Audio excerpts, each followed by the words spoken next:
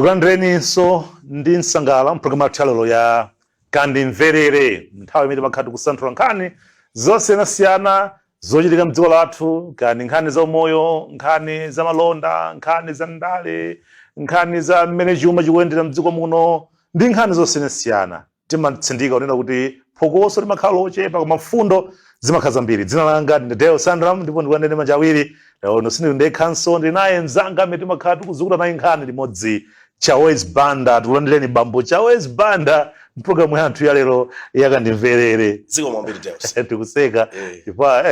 kukhanga kuti pali kagrupe naye amadana nanu kwambiri. Amatijani. Aya Chawezi kuti mkulu ameneyo amatijani kweni. Tizafera za heni. Koma nkhani imene tifuna tiyambe nayo programu yathu ya yakandimverere ni nkhani yokhuza ndi chipani cha UDM. Nkhani imene yangochitika kumene ya fresh.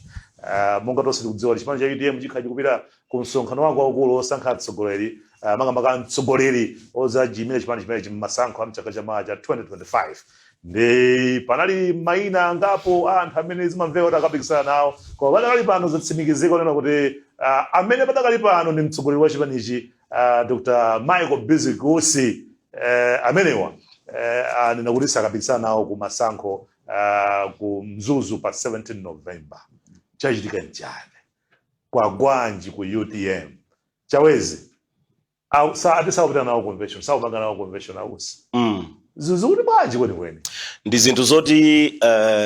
zadabwitsa anthu kuti kodi chiganizo chimene changereza mati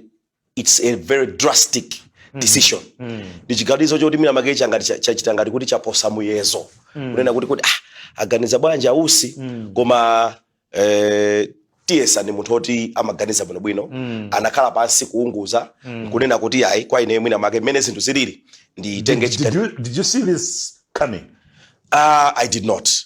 Kunena kuti it's actually shocking. Of course ine sinayembekezere kuti akhoza kunena kuti sakapikisana nawo koma mwina tiyang'ane zifukwa zimene akutchula. Chifukwa kunena kuti ayi ndikuona ngati kuti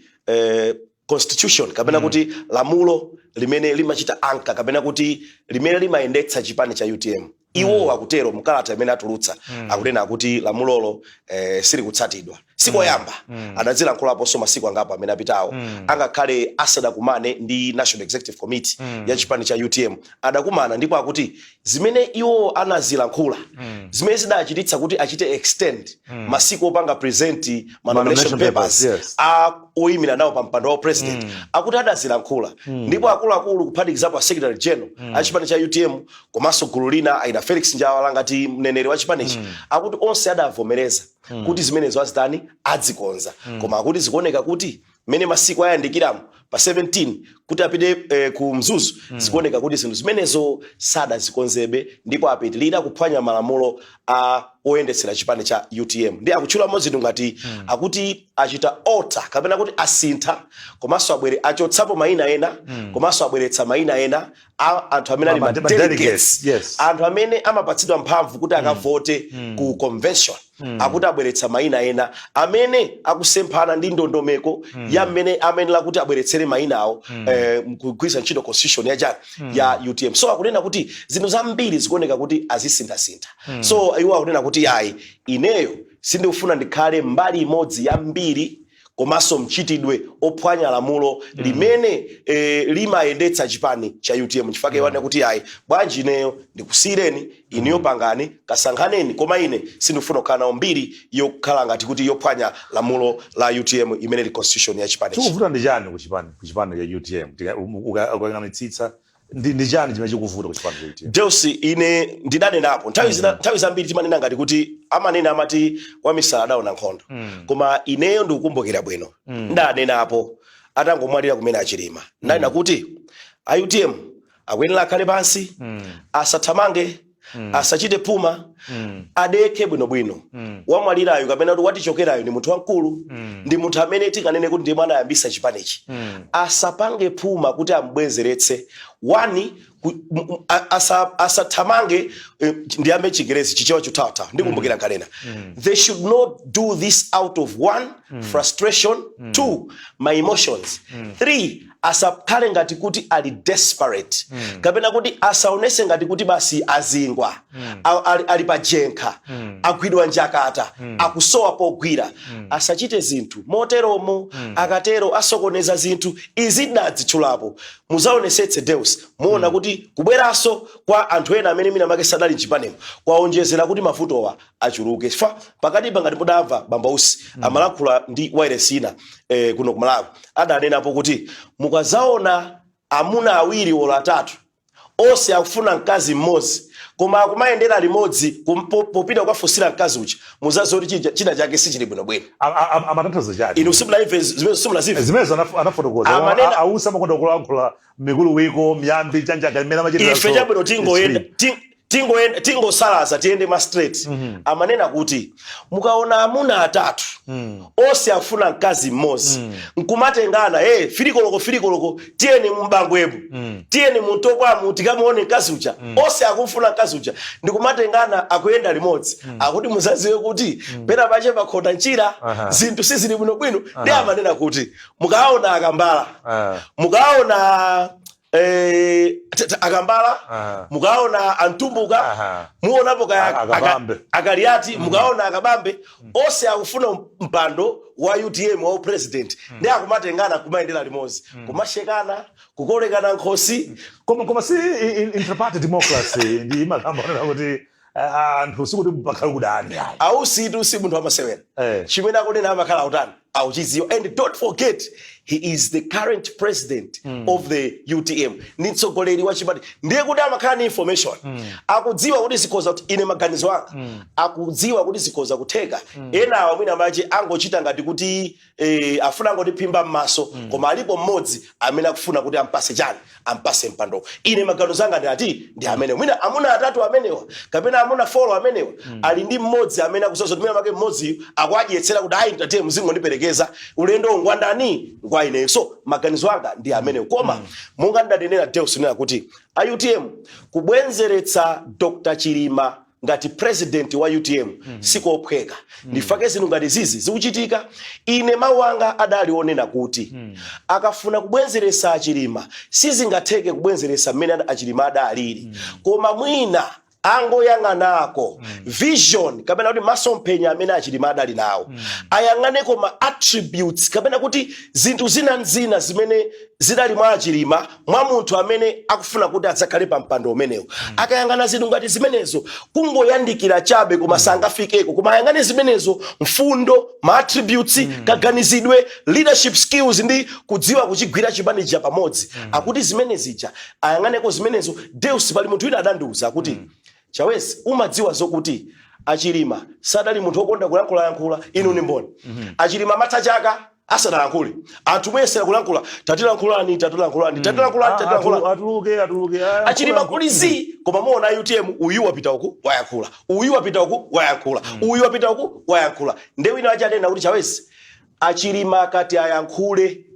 mamidzimu ma video show amalemba poster kulipiritsa ukumvese mtandoza ananduza kuti amwene Saulos Chilima akati alankhule anthu mamidzi mundilande kaya ndi kubangwe kaya ndi mukuti matauno siyana ama video show amalipirisa kuti Saulos Chilima afuna atani alankhule tikaonere speech yake abwana wina akanena kuti there is nothing that strengthens authority than silence akuti palibe chimene chimapangitsa usogoleri komanso mphamvu kuti izilemerera than ukhala chete koma mukazaona UTM pakali pano chichokereni Achilima aliyense akulankhula zache zimene zija ndi zimene zimapangitsa kuti chipani chiphwasuke chipani chikhale chopanda mphamvu so ndimanena kuti atakhala pansi nkudeka ndikuyang'ana munthu amene anali ndi zina zongofananira nako ndi Achilima osalankhula amene ali reserved ozigwira odeka odikira nthawi yoyenerera munthu ameneyo akanati adeke amusakesake munaona kuti anthu ngati Kabambe awanda amene mwina aine ma attributes amene kulankhula chifana ona kuti palakale pano nde abebetsa campaign so olemekezeka Kabambe yes dikani campaign ndithu zikuti bwanji pamene ndizoona kunena kuti mwanena kuti timakamba nkhani ya silence koma tikamba zoti Kabambeyo sakukhala chete ali mawiresi ali ma TV ali mu newspaper nthawi ya campaign adalankhula poso kwa alembera ausi akuti anda alembera ausi kuti auzi achakwera kuti kukale commission of inquiry so sakukhala chete kutanthauza kuti pamene popo he is falling off kapena kuti akuperewera kumbali ya silence komanso kudzigwira ndi kudekha kuti ayi koma mwina kuti kozo kwamvetsetsa kupeza ni nthawi ya campaign akufuna mpando umene koma mwina zina mwa zimene akumalankhula chifukwa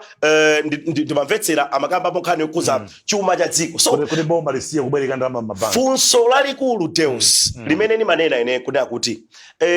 sililana nawo akabambe koma funso ndilokuti kodi anthu amadziwa kuti Reserve Bank of Malawi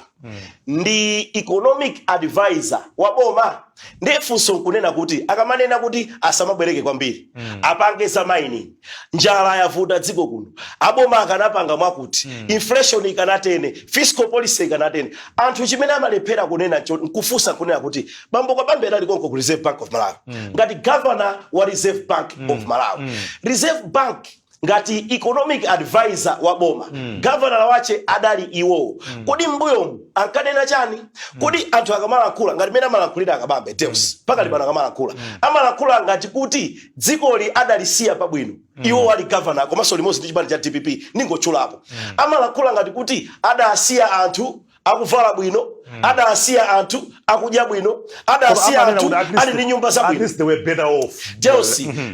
adandisangalatsa mu interview imene adalankhulapo kuti mavuto ambiri kuphatikizapo anjala ndi agonagona kutanthauza kuti akabambe akamalankhula zonsezi Deus amalankhula pasi pa mtima akudziwa kuti zimene akunenazi akunenera ndale ndipo akunena ifoti mpando wa president wa dziko akutani akufuna koma chilungamo cha chuma cha dziko lino iwo aja ali nacho pasi pa mtima akamakamba za kusowa kwa mafuta vuto limene lisinabwererero nthawi ya bingu lidalipo kutanthauza kuti mavutowa a chronic in nature ndi angonagona so kuloza munthu chala ngati mene amachitira iwo samachita zinthu zolonda chawezi mwina anathingira anthu amanena kuti inde zolakwiya mbuyo muzidalipo komabe life inali nkhasako tukamba za mkhani ya mavuto akusowa kwa mafuta nthawi ya bingu inalipo koma pakati pabwera maulamuliro awiri nthawi ya Joyce Banda kunabe ku nkhani za mafuta nthawi ya Professor Peter Mutharika kunabe ku nkhani za mafuta anthu timayiwala nthawi ya bingu kudachitikako macyclone nthawi ya Joyce Banda kudachitikako macyclone kudali cyclone Ana kunali cyclone Gombe kunali cyclone Idai kunali cyclone Fred nthawi ya bingu zidaliko zimenezo kudalibe nthawi ya Joyce Banda zosenda chulazo zidaliko nthawi ya Joyce Banda nthawi ya bingu nthawi ya Peter Mutharika kudayamba kwakhalapo COVID-19 anthu mumayiwala chilungamo chimakusowani mukamafanizira kuti zidali nkhasako zidali chifukwa chokuti mavuto amene dziko la Malawi lakumana nawo muzaka 4 zimene zapitazi kudalibe taona ife njala imene yabwerayi chifukwa chakuti mvula sidagwe bwino kudali cyclone Fred anthu over 600 chakuti mpaka na lero adasowa a Department of Disaster Management sadachilebe declare kuti ali dead akuti amasakabe koma pa umutu timazosola anthuwa kulibeko so ndunena kuti kwa nthawi yoyamba president wa dziko lino Dr. Chakwera watuluka kupanga declare state of emergency state of disaster kafolo cyclone Fred Idai Freddy Idai Ana Gombe nthawi ya Mutharika sidaliko nthawi ya Joyce Banda sidaliko nthawi ya bingu sidaliko so mukamafanizira kuti nkhasako musayiwale ma president oseo sada kumanepo ndi anamondo yawa sada kumanepo ndi COVID-19 sada kumanepo ndi ng'amba sada kumanepo ndi ma droughts amene achitika muzaka zimene achakwera akana zonsezi zaononga chuma zabangisa moyo kuvuta tapita patali kwambiri timakamba nkhani ya UDM komanso akabambe titsirize in just 30 seconds kuti chilichonse chimene akabambe amanena chokhuza dziko lino ncholakwika palibe zina zolondola zote tikhoza kusankhapo funso limene Deus ndikuyankhe moti kunena kuti zimene akunena akabambe akuzinena pano chifukwa chokuti ali kunja kwa boma adali ndi mwayi ochita zinthu ngati zimenezo ali governor wa Reserve Bank of Malawi ndalinapo kale kuti dziko lililonse kuti chuma chiyende bwino limakhala ndi mbali ziwiri kawiri akabambe akamalankhula amakamba za fiscal policy komanso monetary policy of course fiscal policy sidali domain yawo domain yawo inali monetary policy kumene kuti ku Reserve Bank of Malawi nkhani ya inflation exchange rate nkhani yokuza kodi chuma ma interest rates anthu azibwereka ndalama zingati chongola zanja mabank imeneyo ndi imene inali area of control ya bambo kabambo koma ada achita manager interest rates zinali zokhanga zotsipirako nkhani ya inflation rate ndisomwe ndikunena kuti anthu timayiwala kwathu kuno ku Malawi Deus timanena kuti pali tsiku lina nikakuza kuti dziko la Malawi ali Reserve Bank omweyo akamapanga ma economic projections or ma growth projections a economy ya Malawi amanena kuti ngati mvula itagwe bwino chuma cha Malawi chiyenda cha all things being equal mvula ikagwa bwino ng'amba sitipweteka dziko la Malawi chuma chake chiyenda bwino kuphatikizapo nthawi yawo bambo kabambe amayankhula chichewa chimenecho lero zasintha tikudziwa zokuti zaka ziwiri zitatu zapitazi mvula sidagwe bwino kudali ng'amba kudali cyclone Fred nature turned its ugly face on Malawi zasintha lero kuti mvula yo sidagwe bwino kenako chimanga cha sowa njala yabwera ifati kudziwa zona kuti chimanga mvula sidagwe bwino kudali ng'amba anthu akuvutika akuloza munthu chala anayankhula kuti anthu akudya chitedze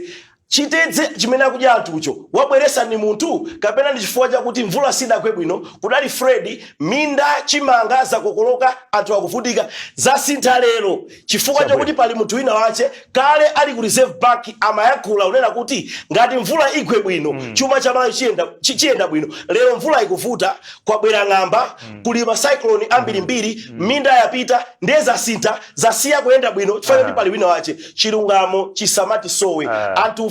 inde mpando utima ufuna koma tizine na chilungamo kuti yayi amalawi kuvuta umene chuma chavuta tsiku la lero zavuta chifukwa chakuti takumana ni mavuto awa komanso awa ndimati mtero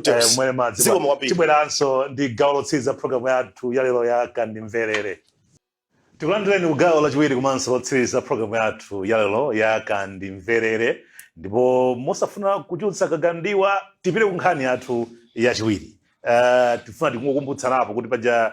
gawo lachiwiri la kalembera wa mavoti amchaka chamawa cha 2025 limene layamba loweruka pa 9 November 2024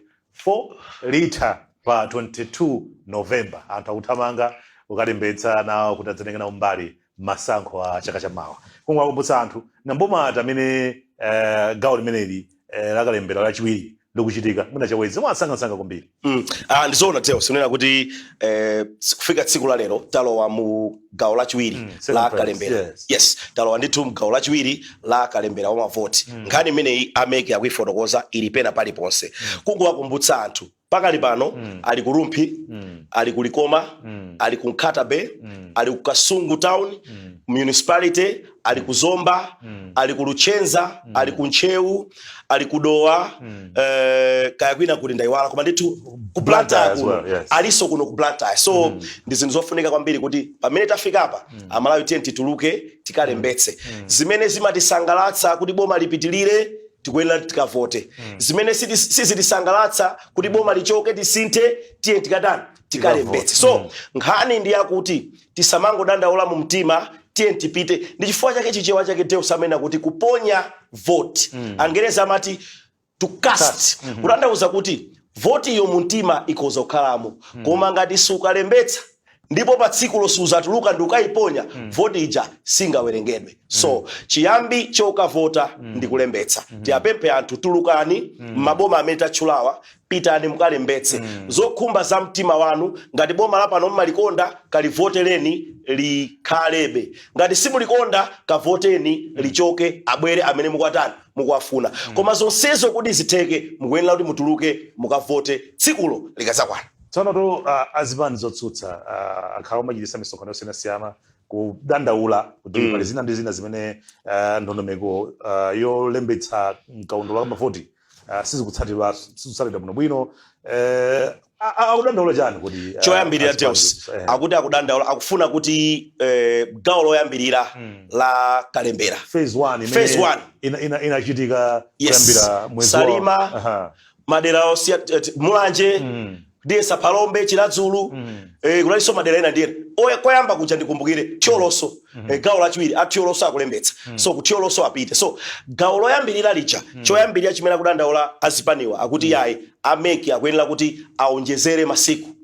mu gawo loyambirira ndipo aonjezere pompano asadikireso china chilichonse so akuti akufuna kuti gawo loyamba lija ameki aonjezere nthawi yoti anthu alembese chifukwa chokuti kudali chigamulo cha ku court chimene chidanena kuti aNRP akhalenso pati pomwepo kuchita zina kuti anthu ambiri atani alembetse so akufuna kuti achite extend gawo loyambirira koma ndidamvapo ameki adayankha nena kuti tikudziwa zimene court lanena ndipo popeza tasuntha kale gawo loyambirira panali masiku angapo amene tidalembetsa chigamulo chisadatuluke ndiye zimene titachite tikamaliza magawo onse amene takonza kaya alipo kani magawo 6 tidzabwereranso ku gawo loyambirira ma areas kamene kuti ma districts amene